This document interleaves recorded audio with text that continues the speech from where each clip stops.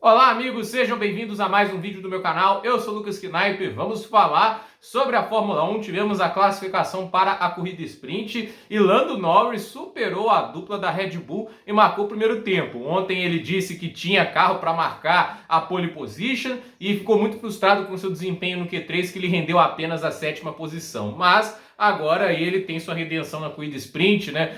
Na classificação para sprint, melhor dizendo, né? No Q3, que é muito curto, só tem tempo para uma tentativa. Aí a gente viu o Lando fazendo o melhor tempo, o Verstappen não conseguiu bater de frente com a volta dele. O Pérez, incrivelmente o Pérez, tinha as duas ali, ao fim das duas parciais, estava mais rápido, mas errou no terceiro setor. Pelo menos larga próximo do Verstappen, em terceiro lugar. Mas certamente sente um gosto amargo aí, porque havia sim uma chance de primeiro tempo. Eu queria ver até a reação de Max Wilson, né, que gosta de ficar a transmissão toda e tal, mano, algum motivo para ficar falando mal do Pérez ali. E assim, seria bacana uma pole, né, mas no final das contas ali, terceiro lugar, não tá nada mal. Mas a gente não tá aqui só pra falar da graça, as pessoas que estão na frente também tem a desgraça. A gente teve um Q1 que ficou marcado pelo acidente do Ocon e do Alonso, né, que hoje a transmissão, por incrível que pareça, tava ali culpando o Alonso por um acidente que, ao meu ver, foi mais culpa do Ocon, que errou.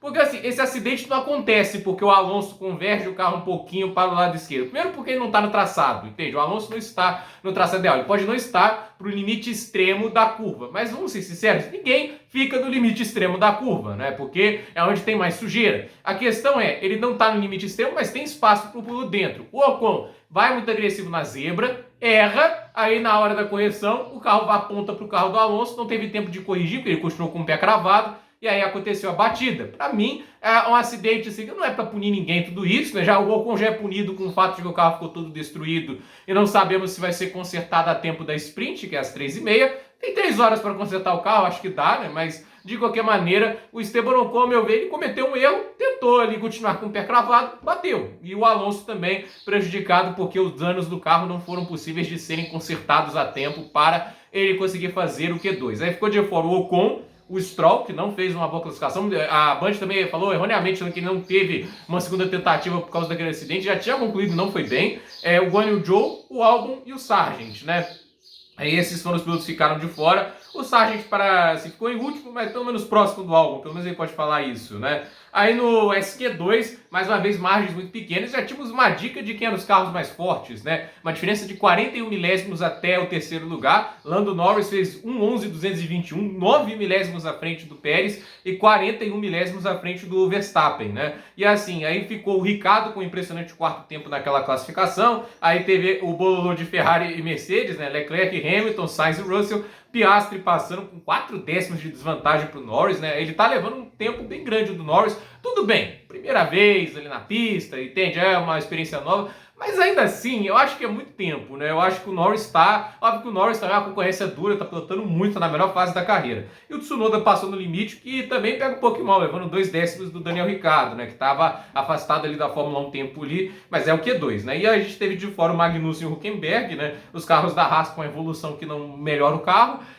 O Gasly em 13º, Bottas em 14º, né? O carro da Alfa Romeo, Alfa morreu mesmo, né? E o Gasly não tem motor, né? A Alpine não é um carro brilhante em termos de curvas e o motor é fraco, né? O motor da Alpine, inclusive, 40 cavalos a menos que os motores concorrentes Mercedes, Ferrari e Honda. Então, é um desastre o que a Alpine está fazendo em relação ao motor. No caso, o Renault, né? Porque no final a Alpine é apenas uma subsidiária da Renault. Aí a gente teve o Q3, né? E é uma tentativa só, porque alguém teve a brilhante ideia de fazer os tempos da classificação menor, né? E eles deixaram o Q3 tão curto que só tem uma tentativa, o que eu acho ruim. Mas também a questão dos pneus, né? Nem todos tinham pneus novos. Por exemplo, o Verstappen tinha pneu novo, o Norris tinha pneu novo, o Pérez, por exemplo, não tinha, o que pressiona até mais o desempenho dele. Ele fez a volta dele de pneus usados, mas chegou lá. E aí a gente vê, por exemplo, o Ricciardo ficou à frente do Tsunoda no Q2, ficou atrás, né? O Tsunoda fez um tempo de 11.0, Ricciardo fez um 11.1, ficou na verdade acho que 103 milésimos à frente, né? Leclerc apenas em sétimo, Sainz em nono, desempenho da Ferrari bem decepcionante, para quem ontem foi melhor. O Piastri, que para meu ver fica pior, porque ele levou quase 6 décimos do Norris, ele larga no rabo do pelotão, né? Ele vê o dia de Pérez, né? Quando não se acha no carro, ele fica em décimo, Verstappen em primeiro.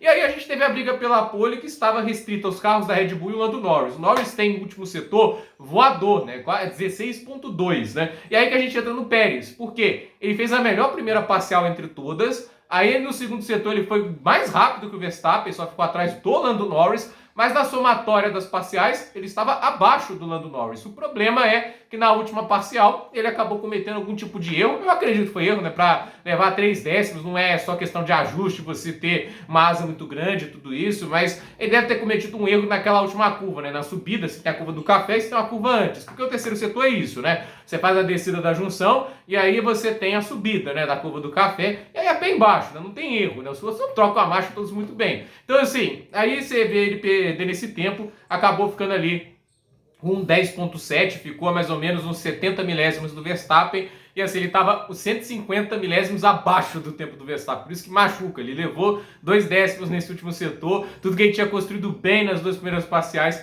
ele perdeu e um pouco mais na última, mas como eu disse, de pneu usado, né, e do visto que tem sido a temporada até agora, um belo fim de semana do Pérez, né? Ele teve, obviamente, o erro da Red Bull ontem, que lançou ele muito tarde à pista, mas hoje, por exemplo, foi muito bem, muito próximo, né? E conseguiu aí um bom tempo e um bom lugar de classificação, larga logo atrás do companheiro e do Lando Norris, tá na briga aí da Corrida Sprint, vamos ver o que ele vai fazer, tem um bom carro e tá parecendo se sentir confortável com o carro, né? Essa é a questão de todo segundo piloto da Red Bull, né? Você tem que se sentir confortável com um carro que é bem difícil, né? Esse carro da Red Bull é rápido, mas não quer dizer que é fácil de guiar. É um carro feito muito para o estilo de pilotagem agressivo do Verstappen, né? Que gosta de um carro mais traseiro e que é muito rápido em saídas de curva, entende, né? E um carro que é rápido na saída de curva, mas a traseira aponta, você normalmente faz correções. O Verstappen, ele tem um dom natural de fazer essas correções, né? E o Pérez, ele gosta de atacar a entrada da curva, é o contrário, né? E todo piloto, esse é o estilo natural normalmente, né? Os pilotos gostam de atacar a entrada da curva, né? Depois faz a tangência para a saída. O Verstappen, ele tende a frear um pouquinho antes e carregar essa velocidade.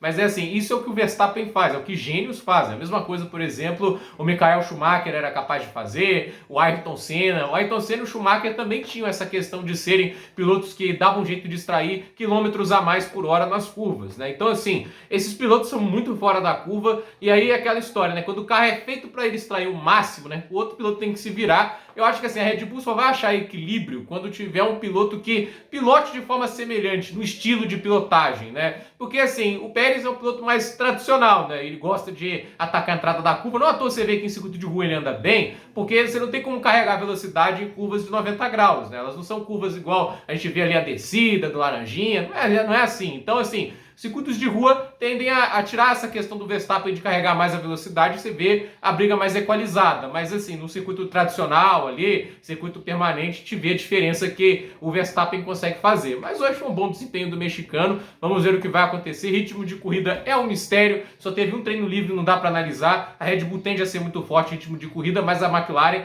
também está sendo muito rápido, então olho no carro do Lando Norris, mas acho que a gente sabe que o Verstappen vai atacar. Eu quero ver agora a postura do Lando Norris para se defender do Verstappen. Vai ser a piada de mau gosto que foi nos Estados Unidos, ou ele vai jogar duro e vai tentar lutar por essa vitória? Eu vou ver aí com bastante ansiedade essa corrida sprint para o Grande Prêmio do Brasil. Então, gente, por esse vídeo é isso. Nos comentários, deixe seu like, se inscreva no canal, compartilhe esse vídeo e até o próximo vídeo.